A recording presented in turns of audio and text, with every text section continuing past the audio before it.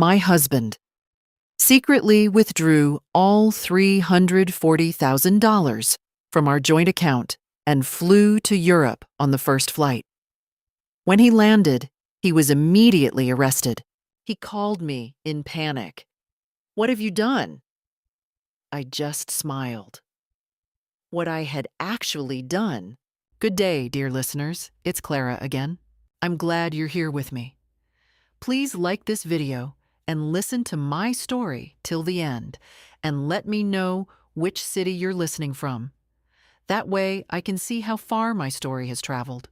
My name is Margaret Ellen Caldwell, and I was 67 years old when my husband of 41 years tried to steal everything I had ever worked for. People always said we made a beautiful couple, Ronald and Margaret, Ronnie and Maggie. Our wedding photograph still hung in the hallway of our home in Asheville, North Carolina. Me in my mother's lace dress. Him with that wide, easy grin that had once made me feel like the luckiest woman in any room. We had built a life together, a real one, with rough patches and quiet stretches, and Sunday mornings over coffee, and the slow accumulation of trust that comes from 4 decades of choosing each other over and over again. Or so I believed. We had retired in the same year, 2019, which in hindsight felt like a mistake. When you stop working, you stop having a reason to be apart. You see each other in full daylight, without the flattering blur of routine. I noticed things I hadn't noticed before, or perhaps had simply chosen not to. Ronald had developed a habit of stepping outside to take phone calls. He would lower his voice near doorways. He had bought a second cell phone, which he explained was for business, though he had no business anymore. He had begun locking his study, a room that had never had a lock on it in 30 years. I told myself these were the adjustments of a restless man. Ronald had always needed projects, always needed something to organize and manage. I thought he was perhaps planning a surprise, an anniversary trip maybe, since our 42nd was approaching. I am not a suspicious woman by nature. I am practical. I am patient.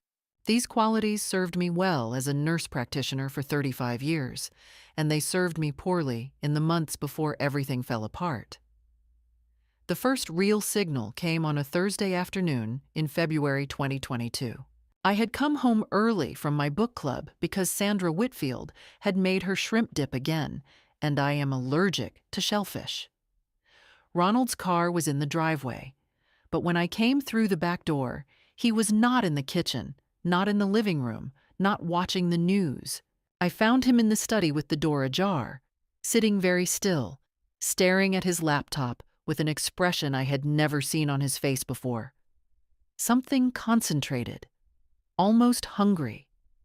He closed the screen the moment he heard my step. "You're early," he said. "Sandra made the shrimp thing again," I said. He smiled, but the smile arrived a half-second late. I noted that. I filed it away. The second signal came in March.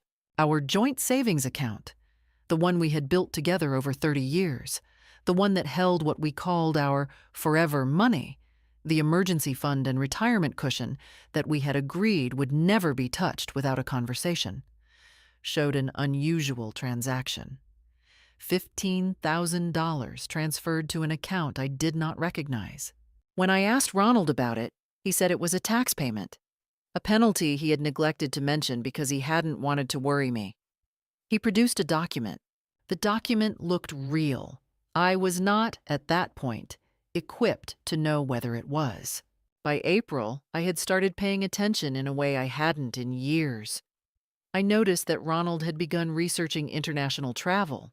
Browser histories don't lie, and ours was a shared computer, which he appeared to have forgotten. I saw searches for flights to Vienna, for banking laws in Austria, for how to transfer large sums of money internationally without triggering IRS reporting thresholds. He had also searched twice for the definition of marital asset division in North Carolina. I sat very still in front of that screen for a long time. Then, on a Tuesday morning in late April, I woke at 5:30 and heard Ronald moving through the house. Quietly.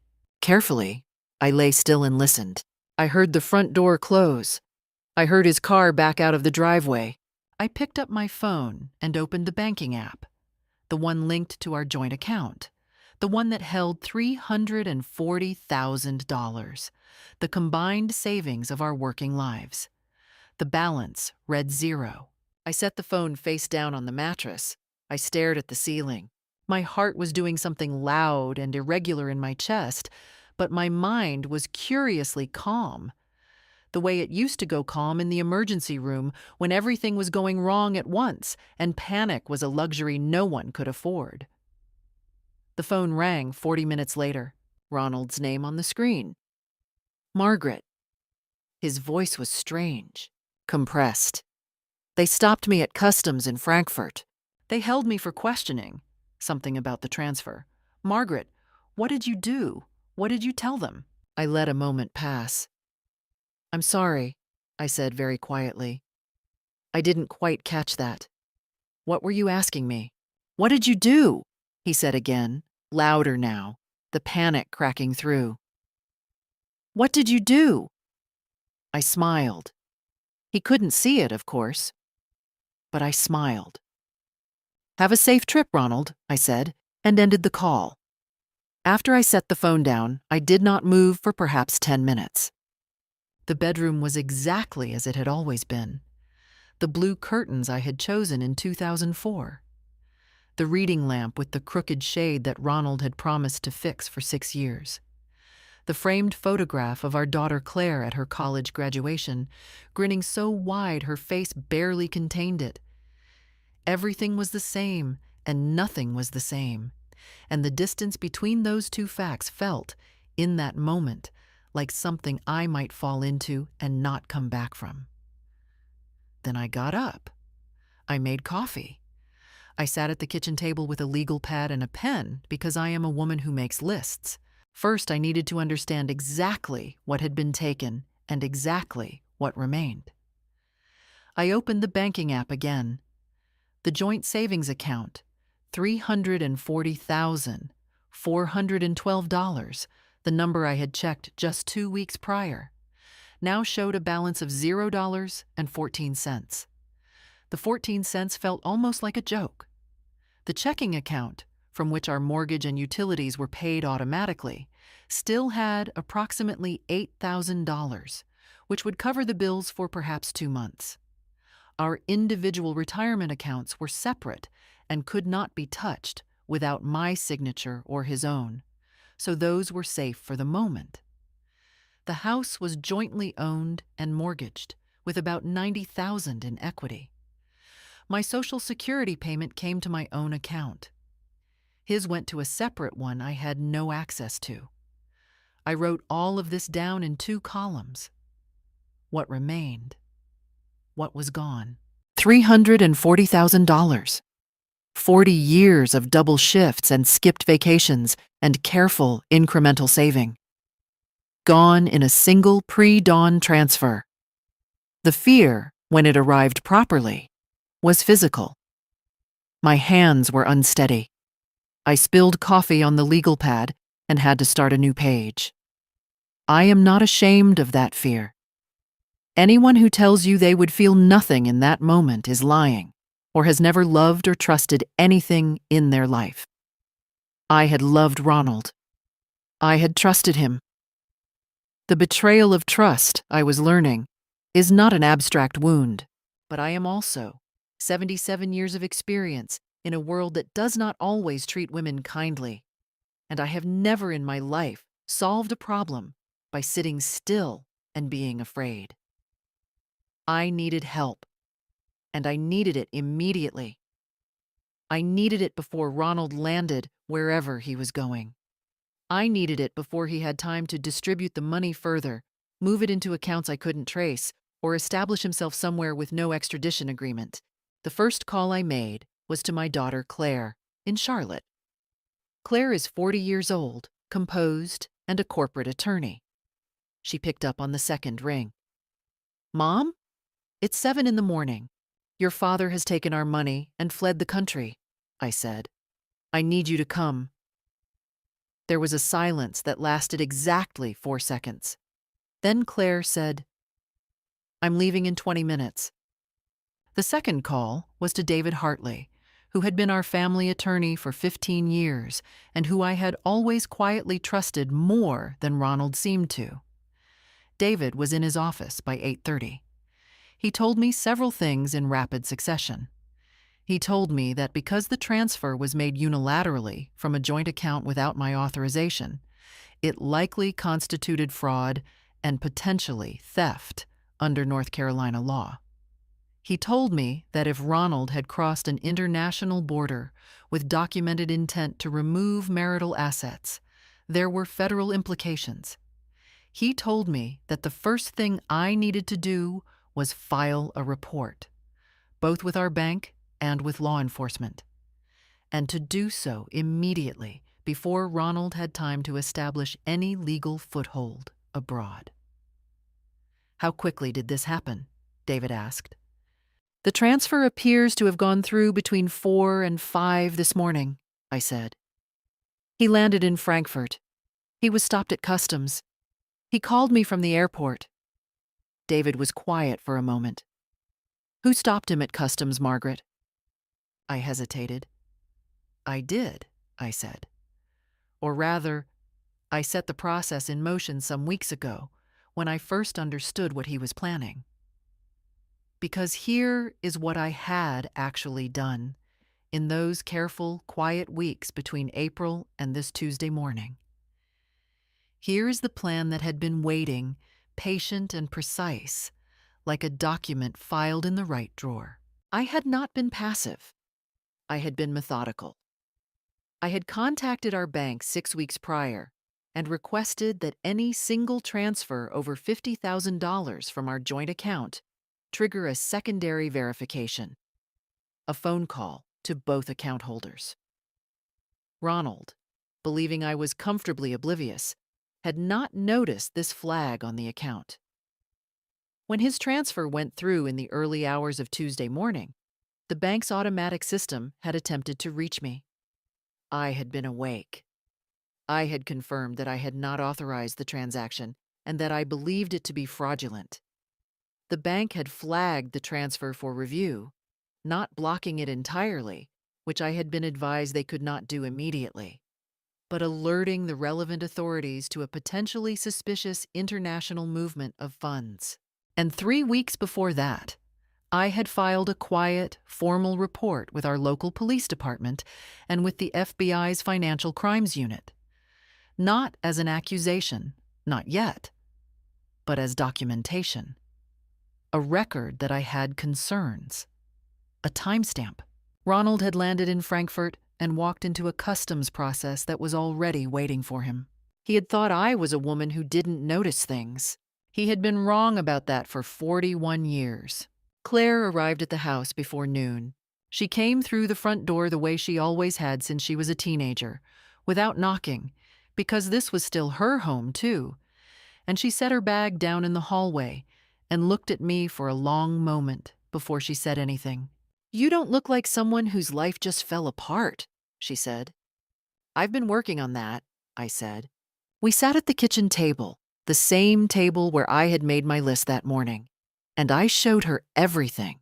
The banking records, the browser history I had photographed with my phone weeks earlier, the printout of the international transfer, the file I had quietly assembled over the preceding 6 weeks, the document that showed the earlier $15,000 transfer, the receipts I had found and photographed in Ronald's study while he slept, the notes from my conversation with David Hartley, the copy of the police report I had filed on March 28th.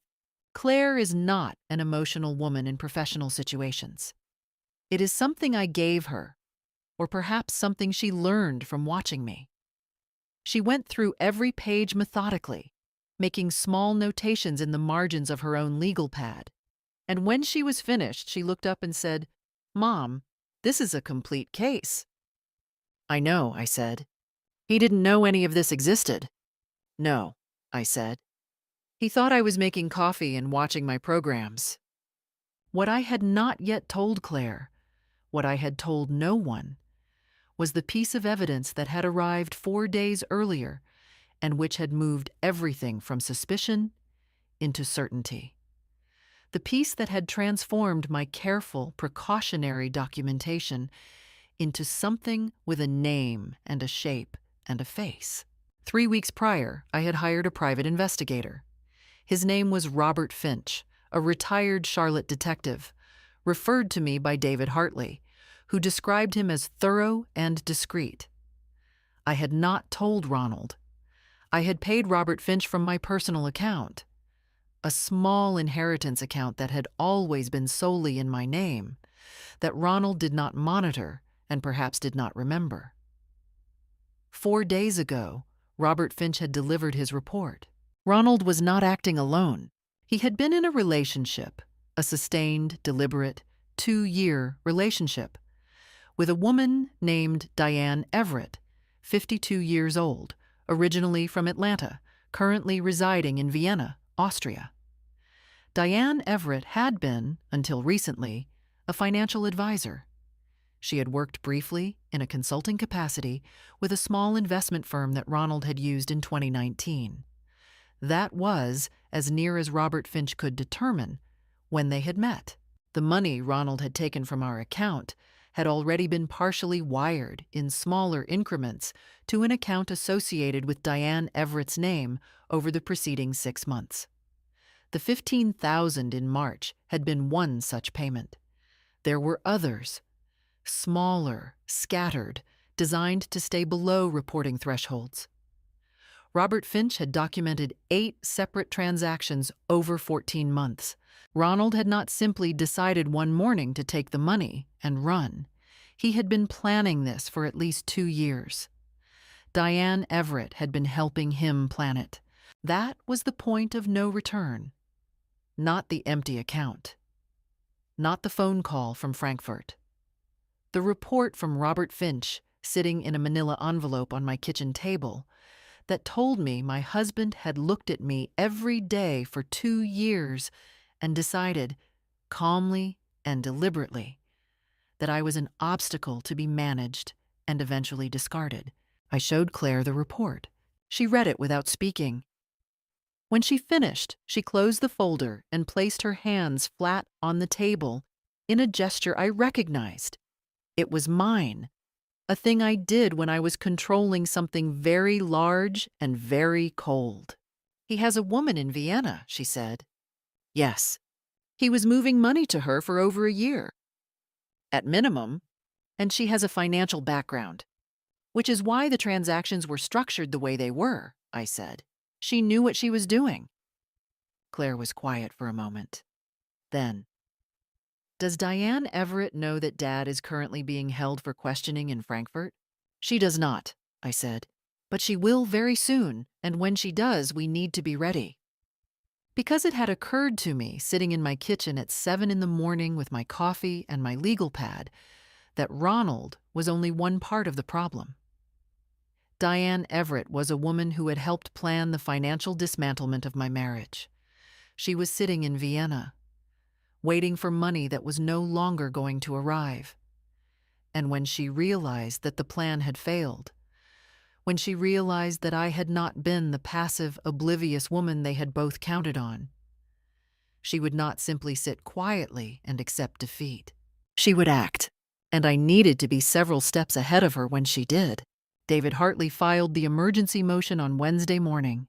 The motion requested a temporary restraining order on all marital assets, the house, the remaining checking account balance, and crucially, the international transfer itself, which had not yet fully cleared through the receiving Austrian bank due to the fraud flag.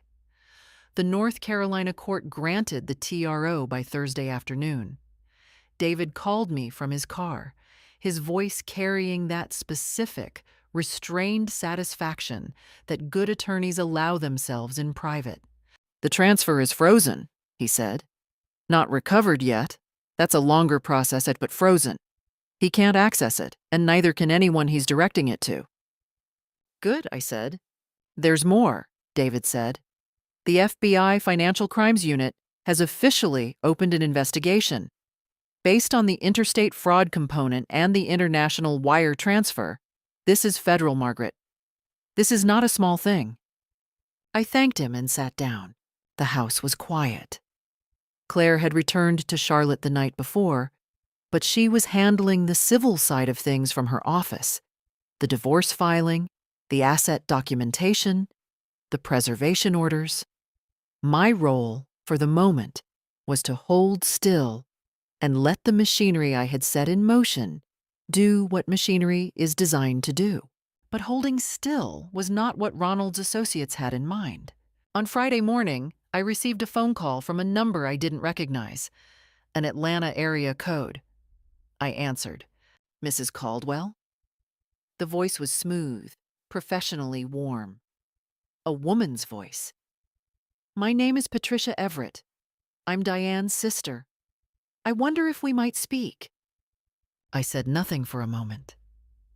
Patricia Everett, Diane's sister, calling me directly 2 days after her sister's partner had been detained at a European airport. "Speak about what?" I said. "About this situation," she said. "I think there's been a tremendous misunderstanding. Ronnie, your husband, he's been going through a very difficult time emotionally. He made some impulsive decisions. Diane had nothing to do with the financial matters. She was simply offering him emotional support as a friend." "A friend," I said. They were reconnecting. He was confused. "I understand you're angry, Mrs. Caldwell, and you have every right to be. But what you're doing, the federal report, the fraud allegations, do you understand what this could do to your family? To your daughter? To your grandchildren's relationship with their grandfather?" There it was, the shape of the threat, soft-edged but unmistakable. "Mrs. Everett," I said, "I appreciate your calling.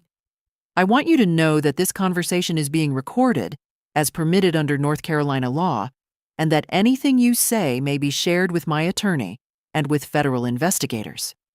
Is there something specific you'd like to tell them?" The warmth in her voice evaporated. "You're making a mistake," she said. "Diane has connections. She has resources. You're a 67-year-old woman living alone in a house you can't afford without 2 incomes. You might want to think carefully about how far you want to push this." I let her finish. "Thank you for your call," I said, and hung up. I immediately called David and gave him the recording. He was pleased, in the way that lawyers are pleased when their opponents make errors. "That's a witness intimidation flag," he told me. "Possibly extortion. We're keeping this." That afternoon, I received an email from an address I didn't recognize. It contained 2 photographs. They were photographs of me, taken apparently from a car parked outside my house, getting my mail, walking to my car. The message beneath them said only, "We know where you are." I forwarded the email to David and to the FBI agent who had been assigned to the case, a woman named Special Agent Torres, who had been professional and thorough in our previous conversations. Then I locked the front door, made myself a cup of tea, and sat in the kitchen until my heartbeat returned to something manageable. Were they trying to frighten me? Yes. Had they succeeded, partially? Yes. I will not pretend otherwise. My hands shook while I was forwarding that email. The photographs were designed to make me feel watched and small and alone, and they did that for approximately 40 minutes. But then something shifted. The fear didn't leave. It transformed. It compressed into something harder and more useful. I called Claire. I told her about the phone call and the email. "Mom," she said carefully, "do you want me to come?" "No," I said. "I want you to add this to the file." That weekend, I allowed myself to rest. Properly, deliberately, the way a woman rests who knows she is not finished. I took long walks in the neighborhood. I called my friend Louise, who had known me since 1989 and who made me laugh about things that were genuinely not funny. I slept. I ate real meals.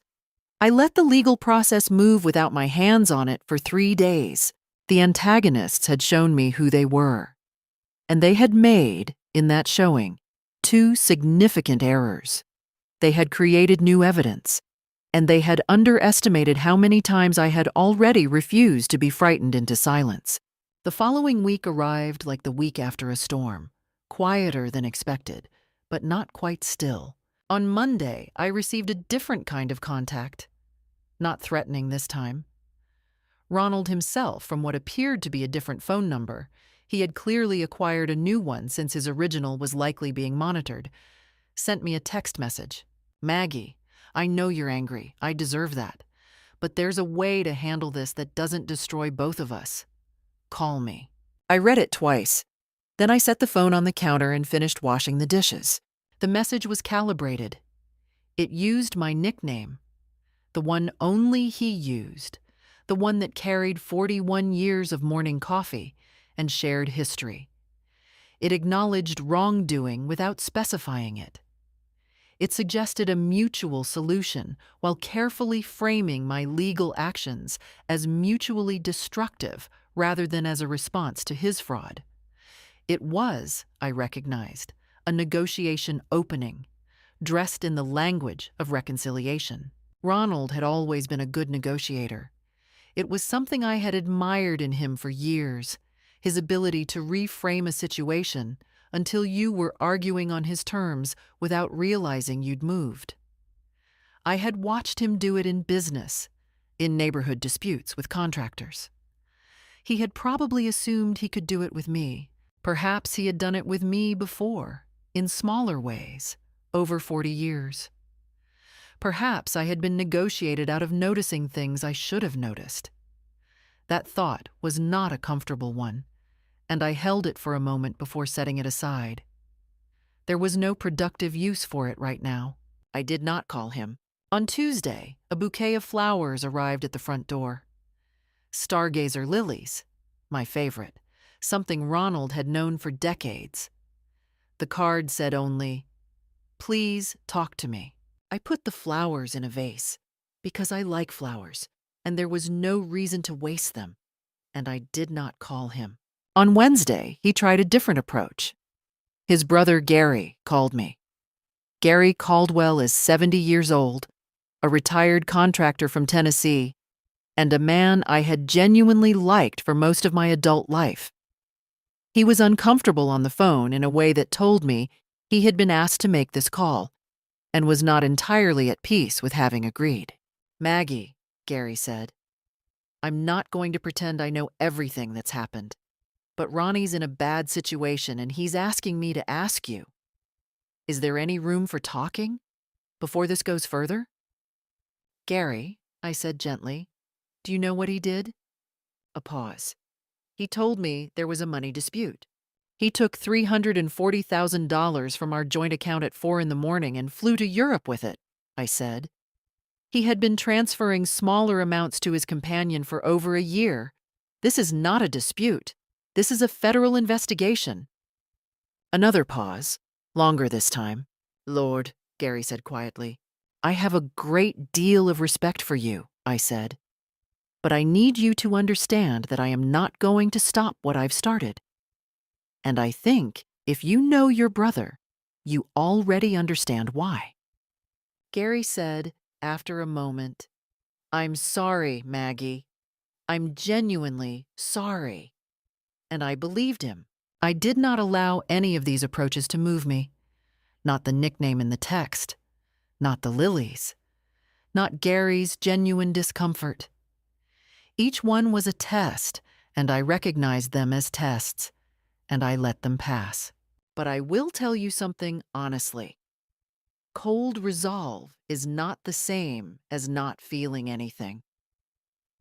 There were moments in those quiet evenings in the house that suddenly felt very large, when I felt the pull of the version of this story where I picked up the phone, where I said, "Tell me what you need to say." where I let the familiar voice offer me a way out of the loneliness that had moved in without my permission. I did not pick up the phone, but I understood the temptation precisely, and I thought it important not to pretend otherwise. What helped me most in that week was not my own resolve. It was other people. My friend Louise came on Thursday and stayed through the weekend. Louise had been through her own divorce 12 years prior. Not as dramatic, not involving federal agents, but a betrayal nonetheless. And she had the specific understanding that comes only from having survived something. She did not tell me to be strong. She brought wine and a casserole and sat with me while I talked about things that weren't the case. My grandchildren, a book I was reading, the garden, which needed attention. On Friday, a former colleague from the hospital where I had worked, a nurse named Beverly, who I had mentored for years, called to check on me after Claire had quietly told a few trusted people what was happening. Beverly was practical and warm, and she made me feel, for the first time since Tuesday morning, that I was not alone in a large, quiet house. "You know what you're doing," Beverly told me. "You always knew what you were doing. That's why we always came to you first." I kept that close. They came on a Saturday afternoon, 11 days after Ronald's arrest at Frankfurt Airport. I say they because Diane Everett herself came to Asheville. I had been warned by Special Agent Torres that Diane had returned to the United States. Her Austrian visa situation had apparently become complicated by the federal investigation, and returning was paradoxically both her legal obligation and her strategic choice. She came with her sister Patricia, the one who had called me with the veiled threats, and she came, on that Saturday afternoon, to my front door. I had known they might come. I had prepared. I opened the door. Diane Everett was a handsome woman. I will say that honestly, because it matters to understand the full shape of a thing. She was 52, dark-haired, well-dressed in the careful way of someone who wants to be taken seriously. She looked at me with an expression that I can only describe as performed regret, the kind of remorse that has been rehearsed in front of a mirror until it looks genuine. "Mrs. Caldwell," she said, "thank you for seeing me." I had not technically agreed to see her. I had simply opened the door. There is a difference. "Come in," I said, because I wanted to hear what she had to say, and because I had already set my phone to record. They sat in the living room, the two of them on the sofa that Ronald and I had bought together in 2011. I sat across from them in the armchair. I offered nothing, no coffee, no small talk. Diane began. She expressed sorrow. She said she had never intended for things to go this far. She said that Ronald had told her I had been emotionally absent from the marriage for years, that he had felt unseen and unappreciated, that their connection had begun as nothing more than friendship. She presented herself as a woman who had been drawn into a situation she hadn't fully understood. I listened to all of this without expression. Then Patricia took over, and the register shifted. Patricia was the sharper of the two, the one who had made the threatening call, the one who understood that the soft approach had already failed. She talked about the scope of the federal investigation, about how a prolonged legal battle would cost me far more than I would recover, about how the stress of a trial would be genuinely dangerous for a woman your age. She talked about an offer, informal, not yet through attorneys, in which Diane and Ronald would return a negotiated portion of the transferred funds in exchange for my withdrawing the fraud allegations and agreeing to an uncontested divorce settlement. "What portion?" I asked. Patricia looked at Diane. 60%, she said. $204,000. I did the math automatically, the way nurses do. They were offering me slightly more than half of my own money in exchange for letting them keep the rest and face no legal consequences. And Ronald's federal charges, I said, would be addressed separately, Patricia said smoothly. That's between him and the government. We're not asking you to interfere with that process. Ah, so the offer was only about Diane's exposure. Ronald was already, from their perspective, a partial sacrifice. I looked at Diane. Did you know, I said, that he had been married before? Before me? She blinked. What? His first marriage. 1978 to 1981. A woman named Karen Shields in Tennessee. She left him because he had used her savings account to fund a business venture he hadn't mentioned to her. This was true. I had learned it from Robert Finch's report. Ronald had disclosed the first marriage to me before we wed, but had characterized it as a young man's mistake, a brief and unhappy pairing that had ended mutually. He had not mentioned the money. Diane said nothing. I wonder, I said, whether he told you I was financially negligent too. Whether there was a version of me he described to you to justify all of this. I hope, for your sake, that you were more than a convenient instrument. But I suspect you'll have some time in the coming months to think about that. Patricia stood up. We're trying to offer you a reasonable resolution. I know you are, I said. The answer is no. You're making an enemy, Patricia said. You made yourself my enemy when you called me and told me you knew where I lived, I said. That call has been in federal hands for over a week. Patricia's face changed. Not much, but enough. They left 10 minutes later. I stood at the window and watched their rental car reverse out of my driveway. My hands were steady. My heart was not entirely, but it was close enough. I felt afraid. A clean, accurate fear, the kind that tells you the situation is real and the people in it have genuine ill will. I did not try to talk myself out of that fear. Instead, I let it remind me of exactly how necessary every step I had taken was. I texted Claire. They came. I recorded everything. Called David Monday morning. Then I made dinner and watched the evening news because life continues in the spaces between the large events, and I have always found that enormously comforting. The hearing was scheduled for a Thursday in June, 6 weeks after Ronald's arrest. It was not a criminal trial. That process would take considerably longer and was proceeding on its own track through the federal system. This was the civil proceeding. The hearing to determine the temporary disposition of marital assets, to address the emergency protective orders, and to establish the legal framework for what would ultimately become our divorce. David had told me that it was likely to be procedural, careful, and unglamorous. He was half right. I dressed that morning with deliberate care. Not to impress anyone. I have long since moved past the age of dressing to impress. But because I have always believed that how you carry yourself in a difficult room matters. I wore the gray suit I had bought for my retirement ceremony in 2019, with the pearl earrings my mother had left me. I looked, I thought, exactly like what I was. A woman who had been wronged and who had done everything correctly in response to that wrong. I wanted the room to see that at a glance before a single word was spoken. Claire picked me up at 7:30. We drove to the courthouse mostly in silence, the comfortable kind. She had her legal folder across her lap. I had my hands folded in mine. We had said everything that needed saying the night before, over takeout at her kitchen table. Every detail reviewed, every document cross-referenced, every possible argument from Sullivan anticipated and prepared for.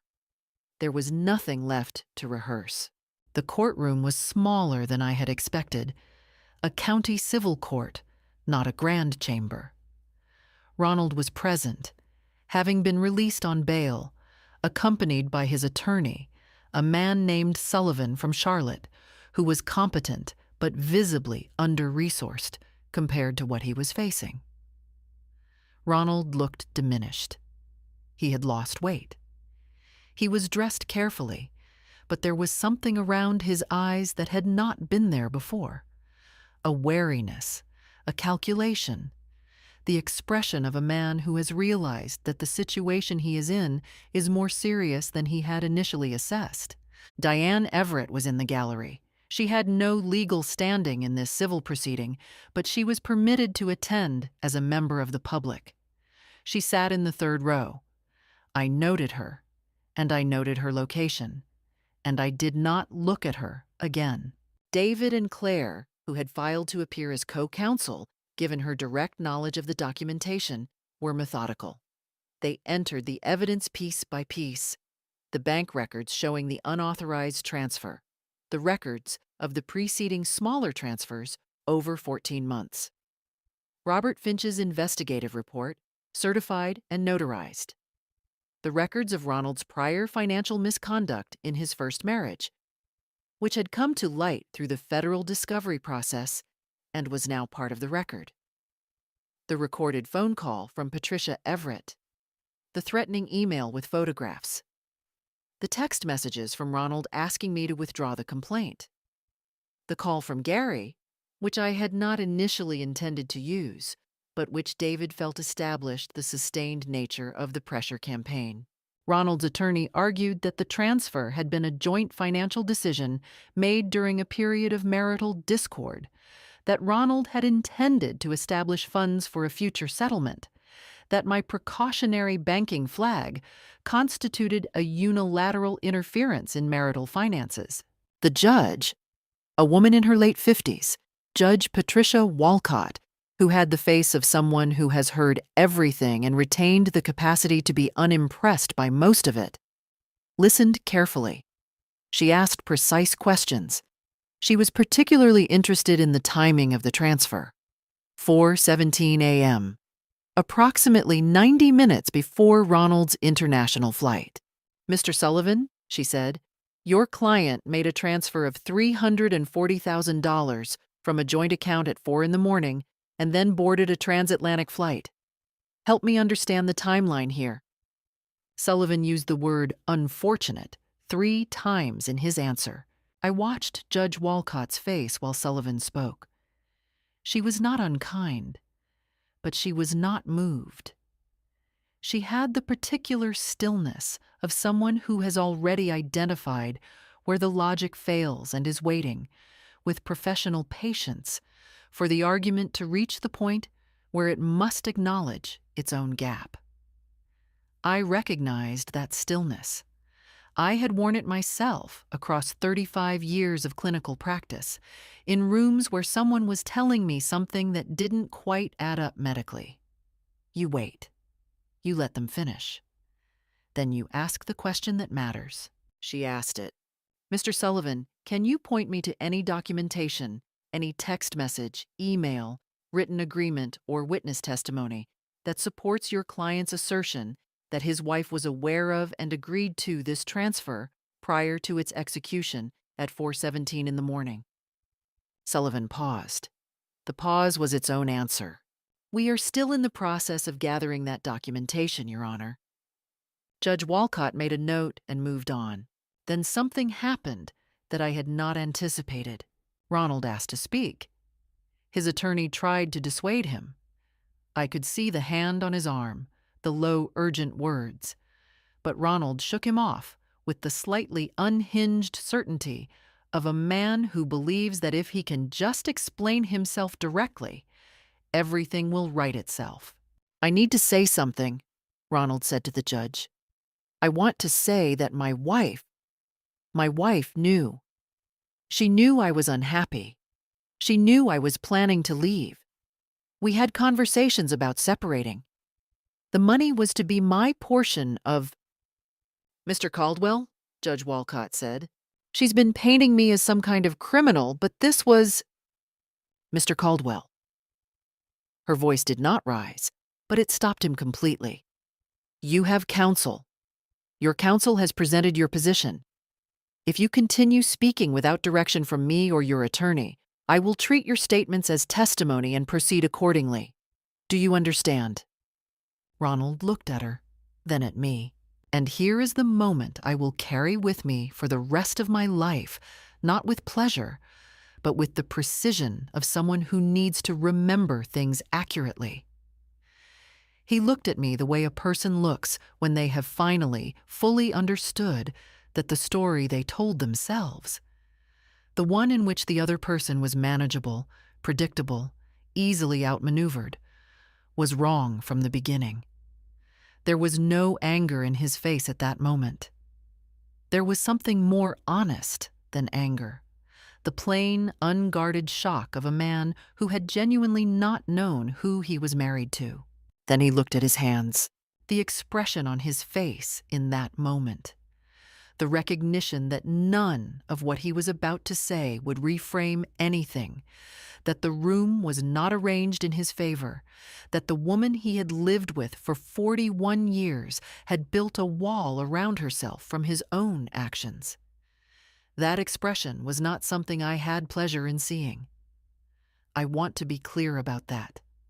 I did not feel triumphant in the way I might have once imagined. I felt tired and precise and very clear-eyed. "I understand," Ronald said. I looked straight ahead. Claire, to my left, placed her hand briefly over mine on the table. I did not need it, but I was glad of it. The proceedings continued for another 4 hours. Judge Walcott issued her ruling the following week. I was alone in the house when David called to tell me. It was a Wednesday afternoon in late June, and I was in the garden doing something useful with the tomato plants, because I have found that useful physical tasks make waiting for important news considerably more bearable than sitting still. "Margaret," David said, and his voice had that quality I had learned to read over the preceding months, the restrained satisfaction of a good outcome cleanly achieved. "It's a strong ruling." I set down my garden gloves and sat on the back step. The temporary order established a full freeze on all marital assets, including the amounts currently being held in the flagged Austrian accounts. It granted me exclusive occupancy of the family home pending the divorce settlement. It acknowledged the unauthorized nature of the transfer and noted, in language that David later described as unusually direct for a temporary order, that the evidence presented suggested a deliberate and premeditated removal of marital assets with apparent intent to defraud. That phrase, deliberate and premeditated, would appear in several documents in the months that followed. David read the key provisions to me over the phone. With each paragraph, I felt the shape of the situation clarify further. The way a diagnosis clarifies when the test results finally confirm what the clinical picture has been suggesting all along. You already knew. Now you have the documentation to match the knowing. "Is there anything in the ruling that helps him?" I asked. "Very little," David said. Sullivan argued the joint decision framing to the end, but without any corroborating documentation, it held no weight. The judge's note specifically referenced the 4:17 a.m. timestamp as inconsistent with a mutually agreed financial decision. "Good," I said. I sat on the back step for another few minutes after we hung up, looking at the garden. The tomatoes were coming along. The climbing roses on the fence had put out their first blooms of the season, a deep coral pink that I had not quite anticipated from the label, which was a pleasant surprise. The federal case moved forward in the fall. Ronald was charged with wire fraud, interstate transportation of stolen property, and conspiracy. The conspiracy charge arising from his coordination with Diane Everett, who was charged separately. She had retained a good attorney, but Robert Finch's documentation of the structured payments, combined with the digital communications the FBI had subpoenaed, made her position extremely difficult. Ronald pleaded guilty in October. His attorney negotiated a plea agreement, full restitution of the funds, 3 years of probation, and a substantial fine. He avoided prison, which I had not actually sought. I want to be precise about that. I had sought restitution and accountability, not punishment for its own sake. The plea agreement provided both. The full $340,412 was recovered and returned to my accounts. I remember the morning I saw that balance restored. I had not expected it to feel the way it did. It was not euphoria. I am not a person given to euphoria.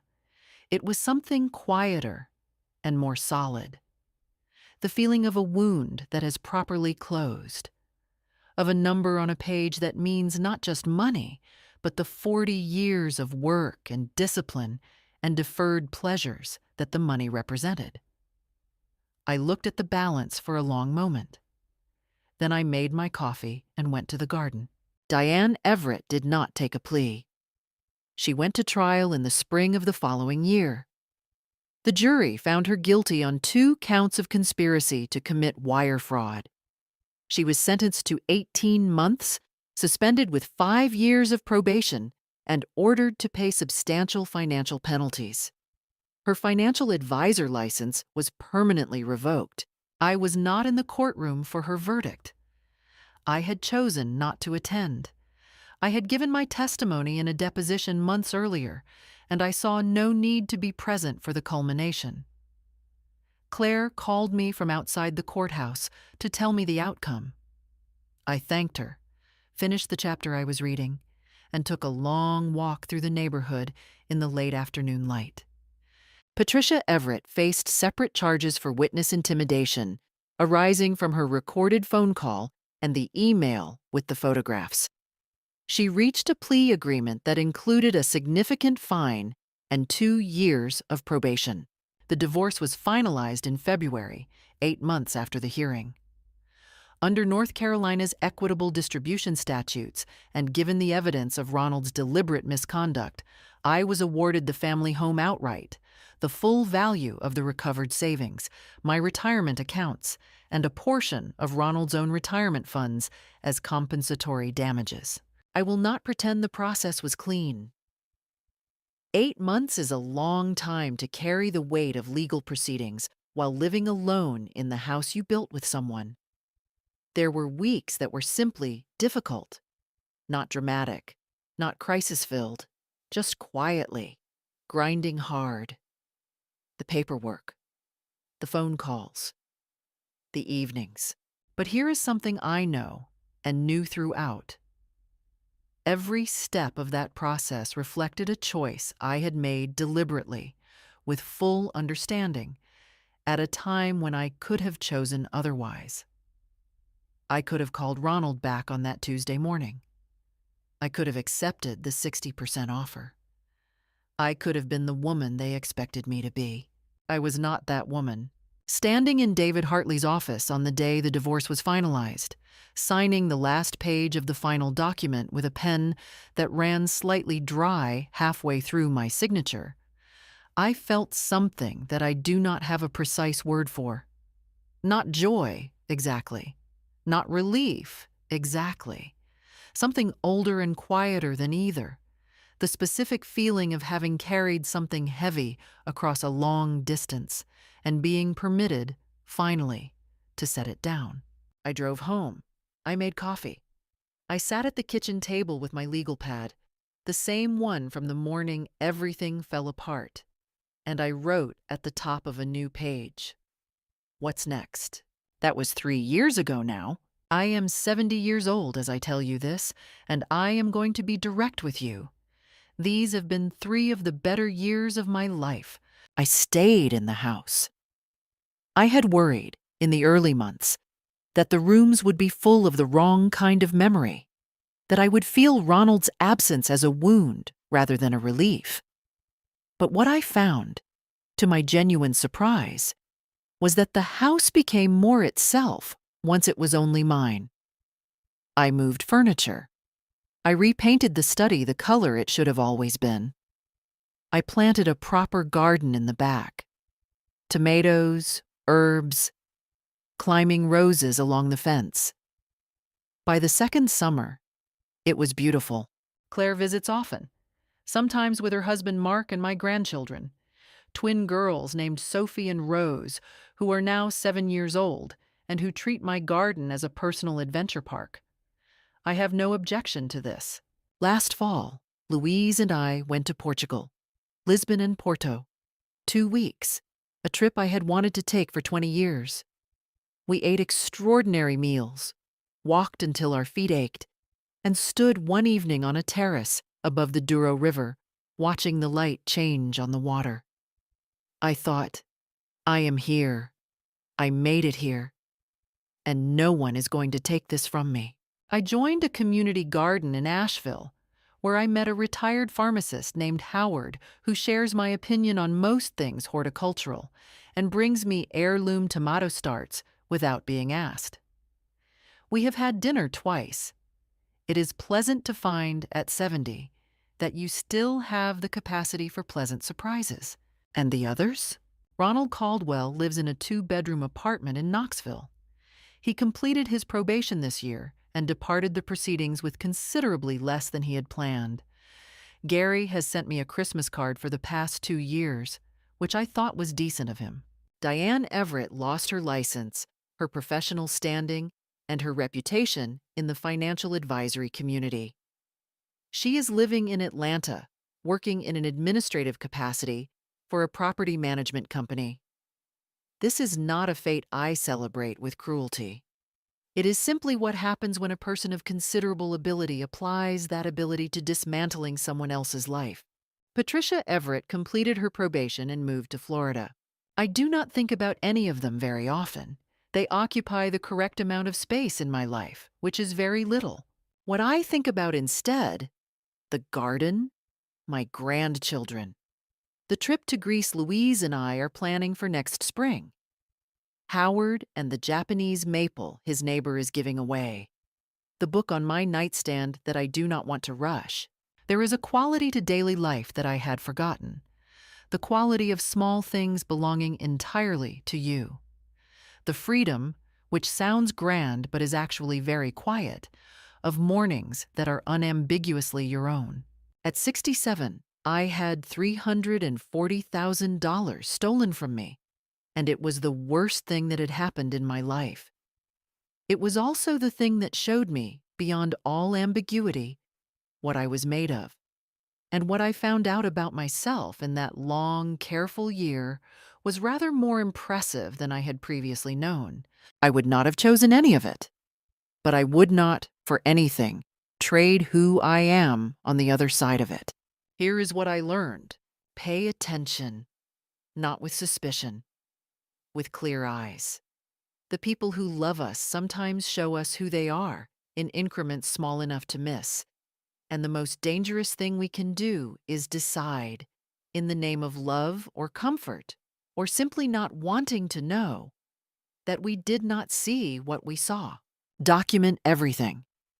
Not because you expect betrayal, but because documentation is the difference between having a story and having a case.